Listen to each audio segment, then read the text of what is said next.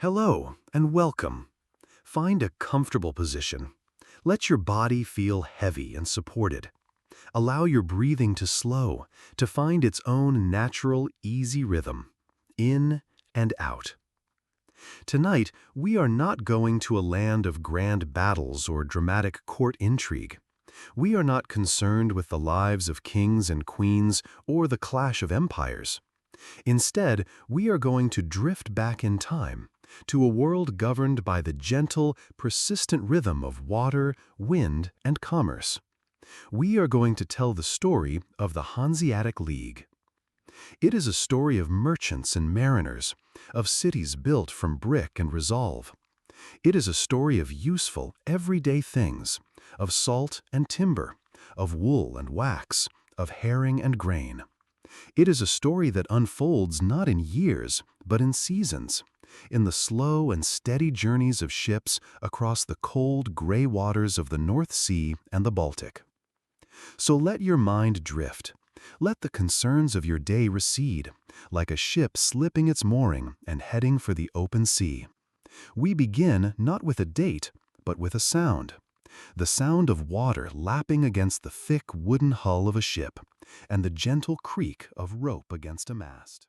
Our story begins in Northern Europe, in the 12th and 13th centuries. Imagine a map of this part of the world. See the great peninsula of Scandinavia reaching down, creating the vast inland Baltic Sea. To the south and west lies the continent, with its deep forests, its meandering rivers, and its growing towns. In this time, the world was both larger and smaller than our own. Travel was slow, difficult, and often dangerous. A journey that takes us a few hours by plane would have taken many weeks by cart or by ship. But the world was also smaller, more intimate. A town's fortune was not tied to a global market, but to the harvest in the next valley, the run of fish in the nearby sea, or the arrival of a merchant's caravan. The towns of northern Germany, places like Lübeck, Hamburg, and Bremen, were growing. They were populated by craftsmen, by families who had worked the same trade for generations. But most importantly, they were populated by merchants. These were practical, forward-thinking people. They understood that prosperity came from trade. The problem was that trade was risky. On land, roads were poor and bandits were common. At sea, pirates roamed the coasts and unpredictable storms could swallow a ship whole. And even if you arrived safely, local lords and princes would demand expensive tolls and taxes at every bridge and port. To be a merchant was to live with constant uncertainty. And so, a simple practical idea began to form. It was not a grand vision declared by a king.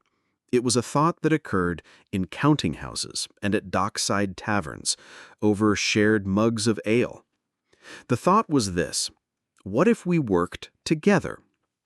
The first small step, the seed from which a great league would grow, was an alliance between two cities, Lübeck and Hamburg. Lübeck sat on the Baltic Sea. Hamburg sat on the North Sea. Between them was a short but crucial stretch of land. The merchants of Lübeck had access to one of the most vital commodities of the medieval world: salt. Not just any salt, but the clean, pure salt mined from the great salt works at Lüneburg. This salt was essential.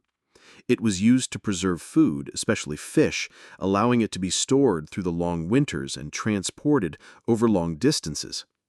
Salt was, in a very real way, the engine of the northern economy. The merchants of Hamburg, on the other hand, had access to the markets of Flanders, France, and England. They needed Lübeck's salt to preserve the herring and cod caught in the North Sea.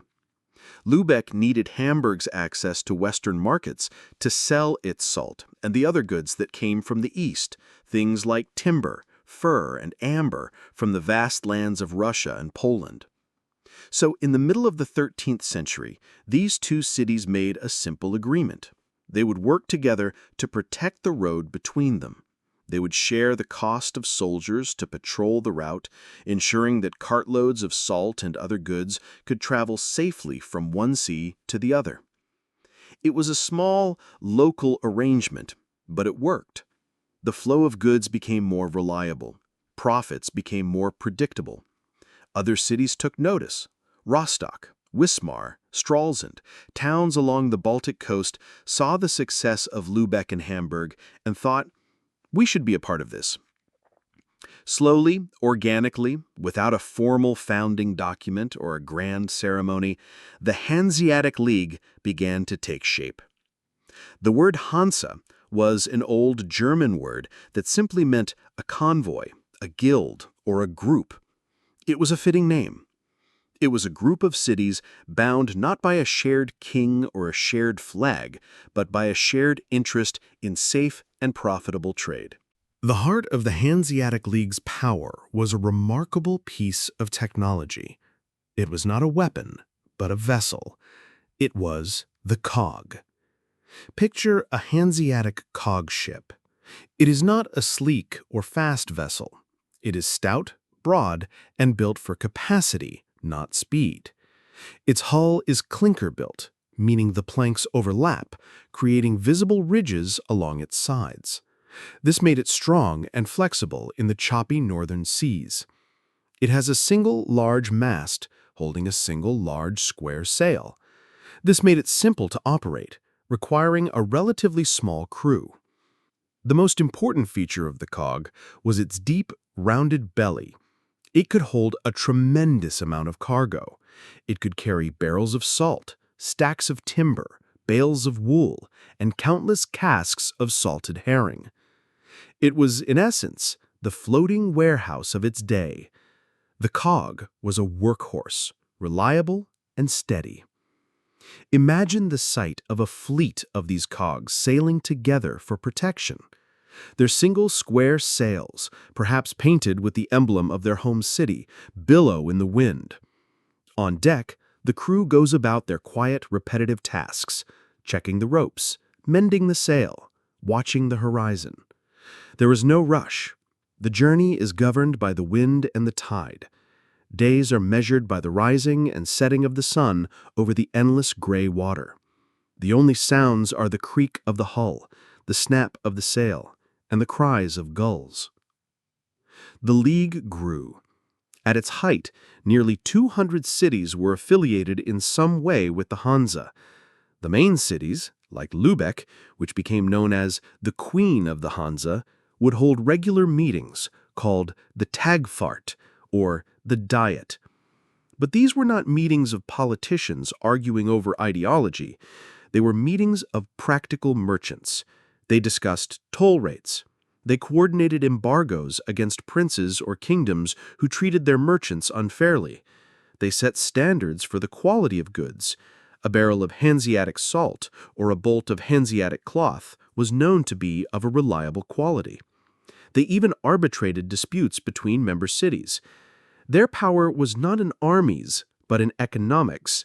If a king in England or a prince in Norway mistreated Hanseatic merchants, the League could simply declare that no Hanseatic ships would sail to their ports.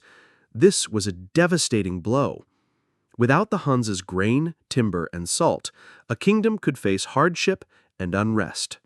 More often than not, the rulers would back down and restore the merchants' privileges. To manage their vast trading network, the Hansa established 4 major overseas offices, known as Kontore. These were more than just warehouses. They were self-contained Hanseatic communities in foreign lands. Let's allow our minds to drift to each of them, one by one. First, we travel east to the great city of Novgorod, deep within what is now Russia. Here, the Hansa established the Peterhof, or St. Peter's Court.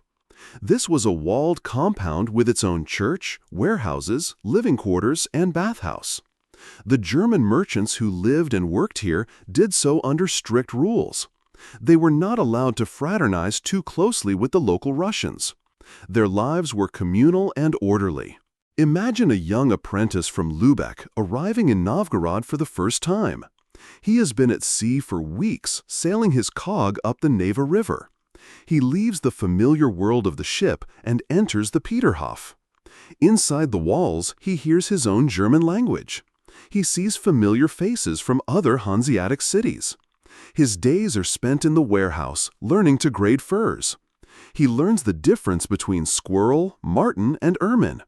He learns to assess the quality of beeswax, a vital product used for making church candles throughout Europe. He records every transaction in a heavy ledger, the scratch of his quill pen a constant, quiet sound in the cold air.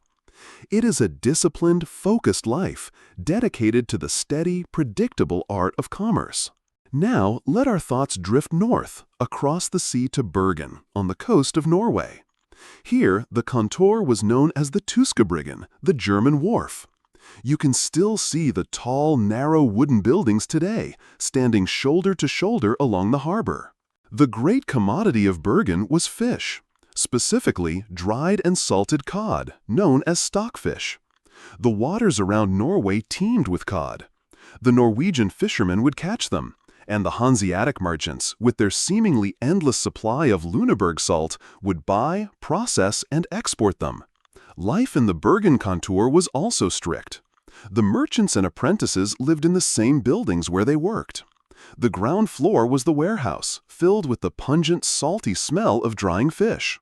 The floors above were for living and sleeping. It was a cold, damp place, and the risk of fire was so great that no fires were allowed in the buildings. In the long, dark Norwegian winters, the men would gather in separate fireproof stone halls called Skjotkinger for warmth and for their meals. Imagine the scene: long wooden tables, the low light of oil lamps, the quiet murmur of conversation as they ate their meal, the wind and rain howling outside the thick stone walls.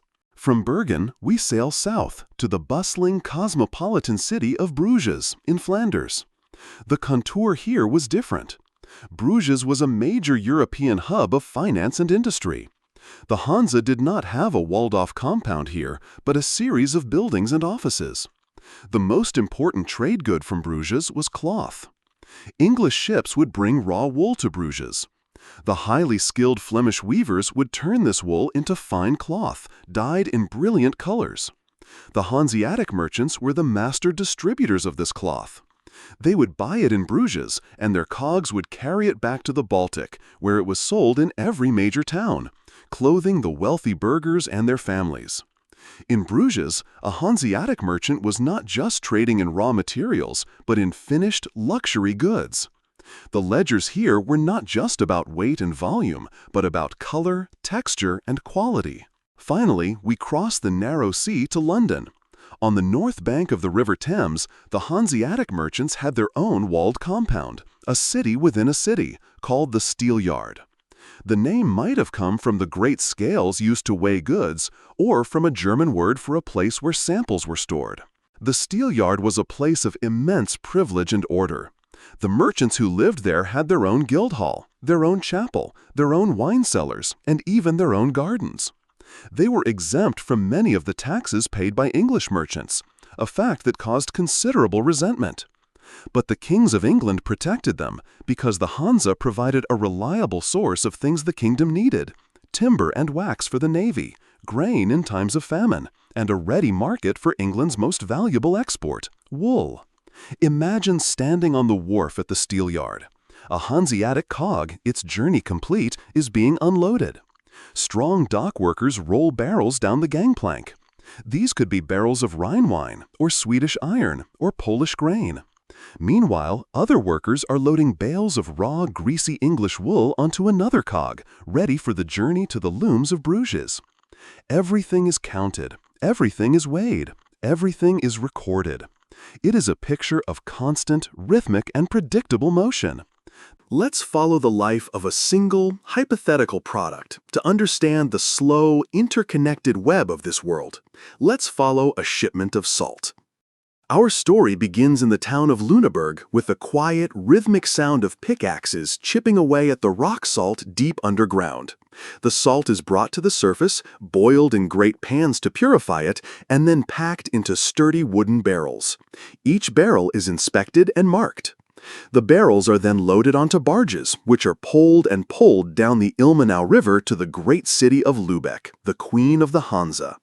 In Lübeck's busy harbor, the barrels are transferred from the small river barges to the deep hold of a waiting cog. The ship's master signs the manifest, a record of every barrel he has taken on board. With a favorable wind, the cog sets sail, leaving Lübeck behind. Its destination is the town of Falsterbo, on the southern tip of what is now Sweden. For a few weeks every autumn, this was the site of one of the largest and most important markets in all of Europe. The reason was herring. Millions upon millions of herring swarmed into the narrow sound between Denmark and Sweden to spawn. The sea would seem to boil with them. Fishermen from all over the region would arrive in their small boats, their nets bringing up writhing masses of silver fish. But fresh herring spoils quickly. This is where the Hanseatic salt was essential. On the beaches of Falsterbo, a temporary city of tents and huts would spring up. The Hanseatic merchants would sell their barrels of salt to the fishermen. The fishermen would spend long days and nights gutting, salting, and packing the herring into the very same barrels the salt had come in. The process was methodical and unchanging. Gut the fish, layer with salt, pack tightly, seal the barrel. The Hanseatic League controlled the salt, and so they controlled the herring trade. Now, the hold of our cog is reloaded, this time with barrels of preserved herring. The ship sets sail again, perhaps heading for a port like Rostock or Danzig. Here, the herring will be traded for another essential commodity, grain. The vast, flat plains of Poland and Prussia were the breadbasket of Northern Europe. The grain is loaded into the cog's hold, the barrels of herring having been exchanged. From Danzig, our cog might sail all the way to Bruges. In the markets of that wealthy city, the grain is sold to feed the populace, and with the profits, the ship's master purchases bolts of fine Flemish cloth dyed a deep blue or a rich red. Finally, the cog begins its last journey of the season, sailing back to its home port of Lübeck. It arrives before the winter ice freezes the harbor. The valuable cloth is unloaded and sold to the city's wealthy merchants. The ship's master and the investors who funded the voyage meet in a counting house. They look at their ledgers, subtracting the cost of the crew, the port fees, and the initial purchase of the salt. The remaining sum is their profit. The cog is then moored for the winter. The crew goes home to their families. The ship rests in the quiet, frozen harbor, its long season of work complete. It has been a part of a great, slow-moving system, a web of exchange that connected the furs of Russia with the cloth of Flanders, the fish of Norway with the grain of Poland, all made possible by the salt from a single German town. For nearly 400 years, this system worked. The Hanseatic League was not a country. It had no king, no standing army. Its power was fluid, commercial, and remarkably resilient. It created immense wealth. The magnificent brick Gothic churches and town halls that still stand in cities like Lübeck, Stralsund, and Danzig are testaments to the prosperity the Hansa brought. They were built to last, monuments of civic pride, paid for by the profits from salt, herring, and cloth. But nothing lasts forever. The world began to change, slowly at first, and then with gathering speed. The decline of the Hansa was not a sudden collapse. It was a slow fading, like the light at the end of a long summer day. There was no single cause, but many small shifting currents. Nation-states grew stronger. Kings in England, France, and Denmark grew powerful enough to challenge the Hansa's privileges. They wanted to control the trade within their own kingdoms, to tax it for their own benefit. They built their own navies and sponsored their own merchants. The Dutch, in particular, became formidable rivals, building ships that were faster and more efficient than the old Hanseatic cogs. The world itself was changing. New trade routes were being discovered. Navigators from Spain and Portugal were sailing south, around Africa, and west, across the Atlantic. The focus of European trade began to shift away from the familiar enclosed waters of the Baltic and North Seas towards the vast new oceans and the riches of the Americas and the Indies. The Hanseatic world, which had once seemed so large, was now becoming a provincial backwater. Even nature seemed to conspire against the League. In the 15th century, for reasons we still don't fully understand, the great shoals of herring changed their spawning grounds. They moved from the Baltic Sound to the deeper waters of the North Sea. The great Fausterbo market withered away. The Dutch, with their ports right on the North Sea, were perfectly positioned to take over the herring trade. The foundation of Hanseatic prosperity, the exchange of salt for fish, had crumbled. The member cities began to look to their own interests rather than the common good of the League. Some cities allied with local princes, others focused on their own, more limited trade routes. The great meetings, the Tagfarten, became less frequent. Fewer and fewer cities sent representatives. The old spirit of cooperation was fading, replaced by local concerns and rivalries. The final, formal meeting of the Hanseatic League was held in 1669. Only 9 cities sent representatives. Lübeck, Hamburg, and Bremen were among them. They met in the Great Hall in Lübeck, the same hall that had once hosted dozens of powerful city delegates. It must have felt very empty. They were the last custodians of a great tradition. They reaffirmed the old alliances, but everyone knew it was just a formality. The Hanseatic League, as a major power, had ceased to exist. But the story doesn't truly end there. The spirit of the Hanse lived on. The cities of Hamburg, Lübeck, and Bremen continued to cherish their independent mercantile traditions. To this day, Hamburg's official name is the Free and Hanseatic City of Hamburg. The legacy is written in brick and stone across Northern Europe. It is in the shared architectural style, the stepped gables of the houses, the towering brick churches. It is in the names of places like the Steelyard in London or the Bryggen in Bergen. It is a quiet legacy. A legacy of practicality, of cooperation, of order. It is a reminder that history is not just made by armies and kings, but by the steady, patient work of ordinary people, creating connections, building trust, and loading goods onto ships to be carried by the wind and the tide. And now our journey is at an end. The cogs are resting in their winter harbors. The ledgers are closed. The quiet of the night has fallen over the old Hanseatic ports. Let the story of the Hanse fade like the echo of a distant ship's bell. Let the gentle, repetitive rhythm of its trade, salt for fish, fish for grain, grain for cloth, become the rhythm of your own slow, deep breathing. The tide of sleep is coming in. There is nothing left to do, nowhere left to go, just rest. Let the waters of slumber close over you, deep and calm and peaceful. Rest now. Sleep now.